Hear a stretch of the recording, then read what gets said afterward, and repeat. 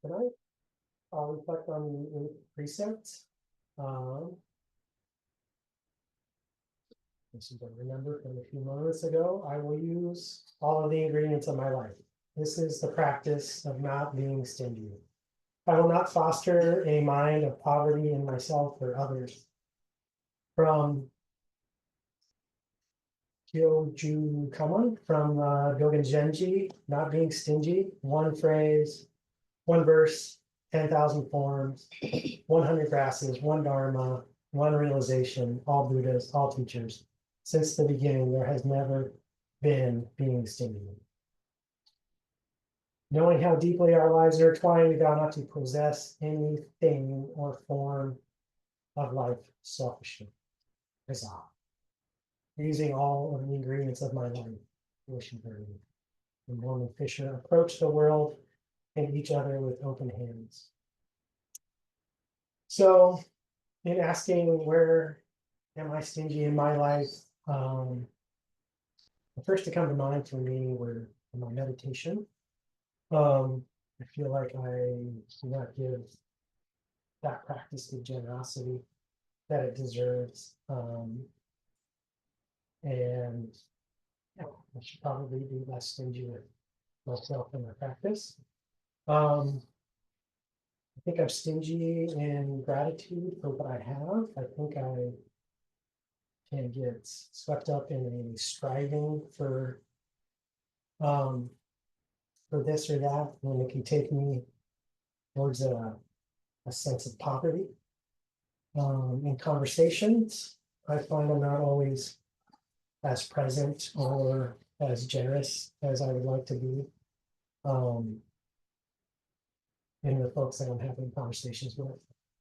In relationships, am I connecting with the people I care about? And yeah, I feel like I can always do a little better with that too. And as I was thinking about that and trying to come up with some reflections, well,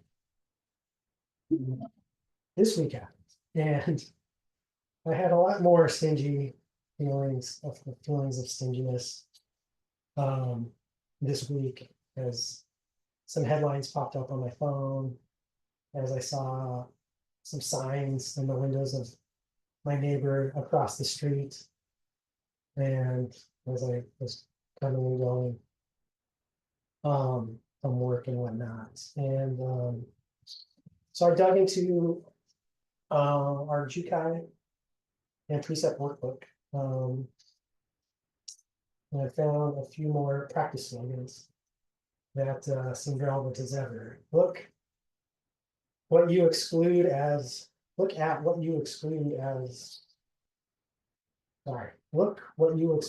not you. Say hello to people. I love this one. So simple, just try to broaden the world and connect in little moments with people. Do not foster a mind of poverty in yourself and others.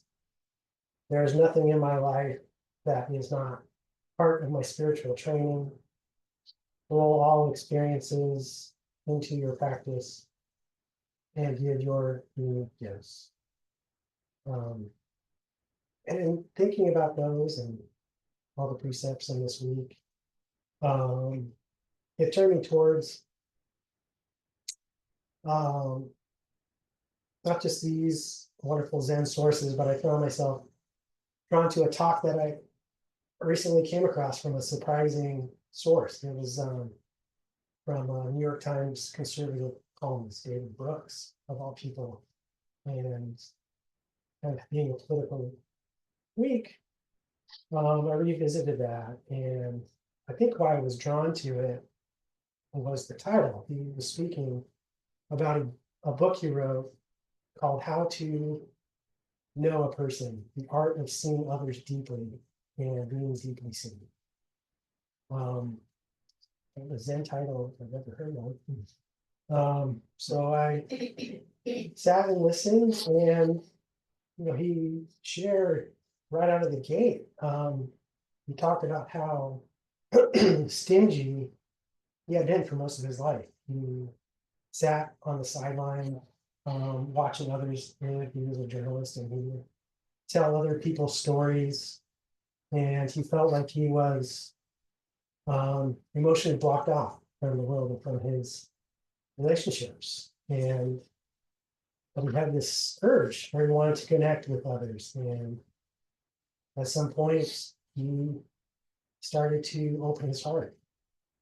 And he observes, I think, part of him opening his heart and part of his strategy came from him observing that we have become less human, as he says, as a society, and that we as individuals need to work at fostering meaningful connections in every aspect of our lives.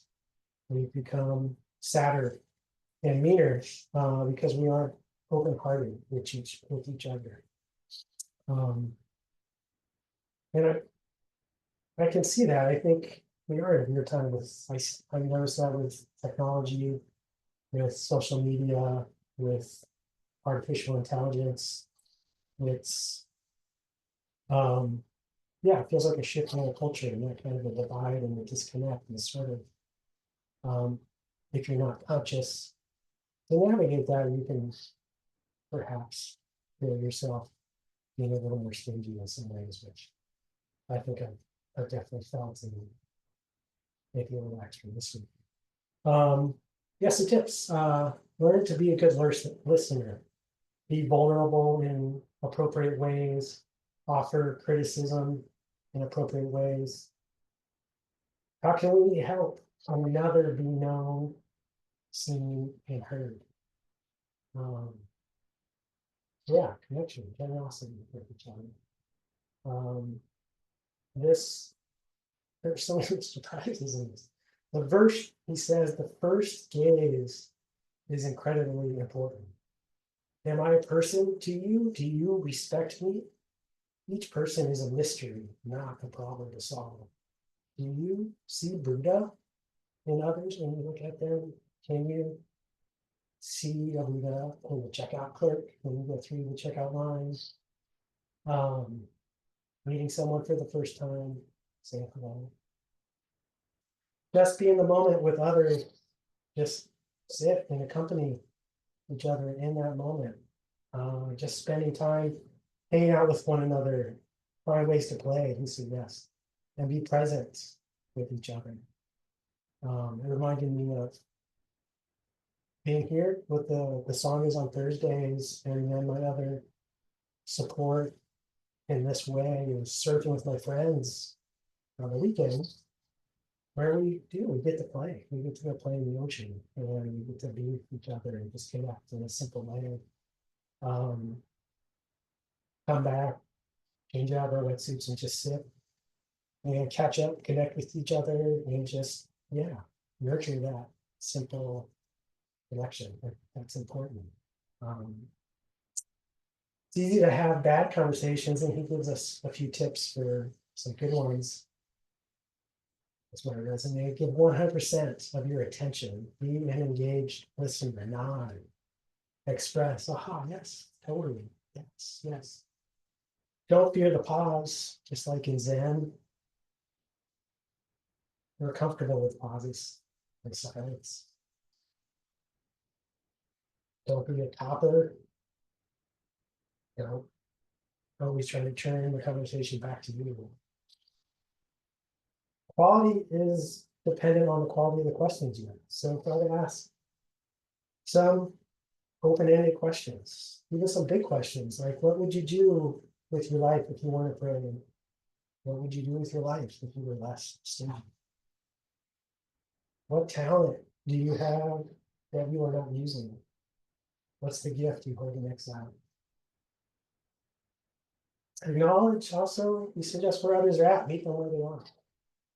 Don't try to get somebody to see where you're at necessarily, or convince them on one thing or another. Where are they? Where are they coming from? Why? Why are they there? What's interesting about that? Ask yourself, are you helping someone feel safer or less safe? Our job is to get the self out of the way, enter reality, and cast a just and loving attention on the people around you. Our job is to get the self out of the way, enter reality, and cast a just and loving attention on the people around you.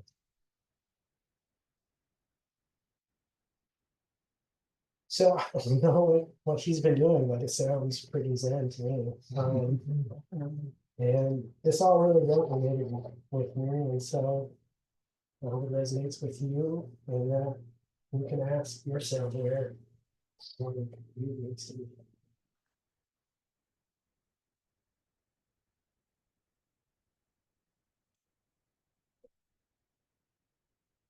Vows and vows.